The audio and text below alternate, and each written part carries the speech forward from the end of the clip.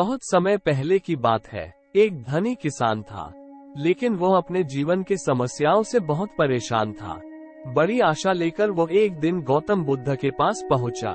उसने गौतम बुद्ध को प्रणाम किया और उनसे आशीर्वाद मांगा। गौतम बुद्ध ने भी हाथ उठाते हुए उसे आशीर्वाद दिया। फिर वो किसान कहने लगा, हे पूजनीय ऋषि, मैं एक बड़ी समस्या में हूँ और केवल आप ही मेरी मदद कर सकते हैं।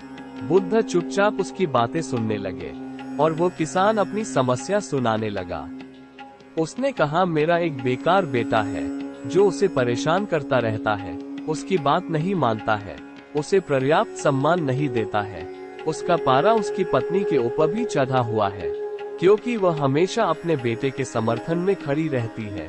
हे प्रभु, कुछ ऐसा करो कि उनका दिमाग बदल जाए, उन्हें पता चले मैं उनके लिए कितने परेशानियों का सामना करता हूँ। बुद्ध ने कहा, लेकिन मैं आपके इस समस्या का कोई समाधान नहीं कर सकता हूँ। इसके बाद बुद्ध ने अपनी आंखें बंद कर ली और ध्यान की अवस्था में चले गए।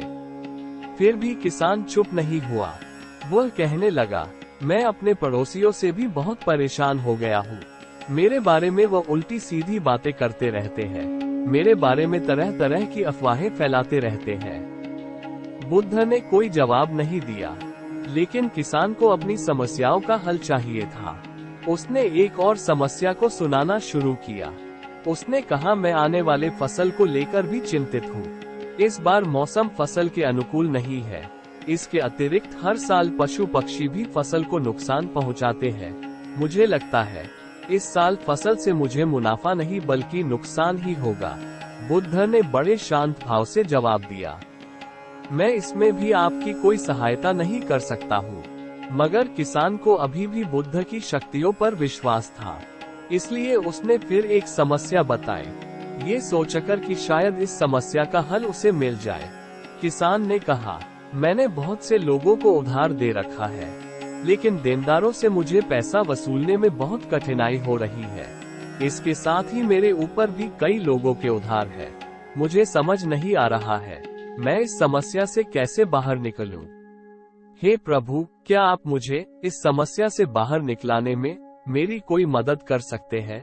बुद्ध ने थोड़ा विचार करते हुए कहा, नहीं, मैं इसमें भी आपकी कोई मदद नहीं कर सकता हूँ। ये सुनकर किसान को बहुत क्रोध आया।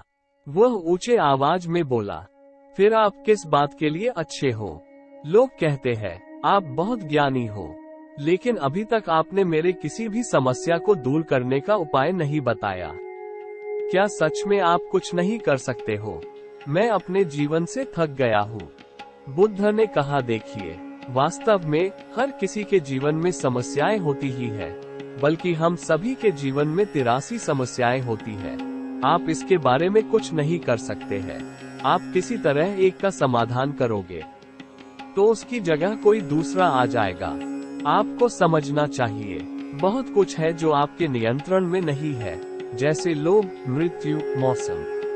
लेकिन अगर आपने 84वें समस्या को हल कर दिया, तो आपके बाकी के 83 समस्याएं अपने आप हल हो जाएंगे।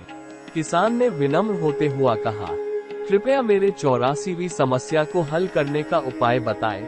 इस पर बुद्ध ने कहा, हमें पहले आपके 84वीं समस्या का पहचान करना होगा। किसान ने बड़ी उत्सुकता के साथ पूछा, कृपया करके मुझे बताएं, मेरी 84वीं समस्या क्या है?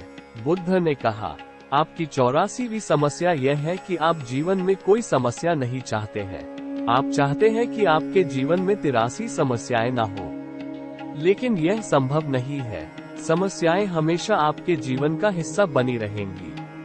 अगर आप 83 समस्याओं के साथ जीवन जीना स्वीकार कर लेते हैं, तब कोई समस्या नहीं होगी। यही खुशहाल जीवन जीने का एकमात्र तरीका है।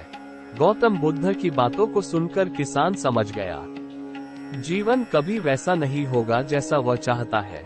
बस उसे अब कठिनाइयों से दुखी नहीं होना है, बल्कि जीवन को संतुष्टि और खुशहाली के साथ जीने का प्रयास करते रहना है।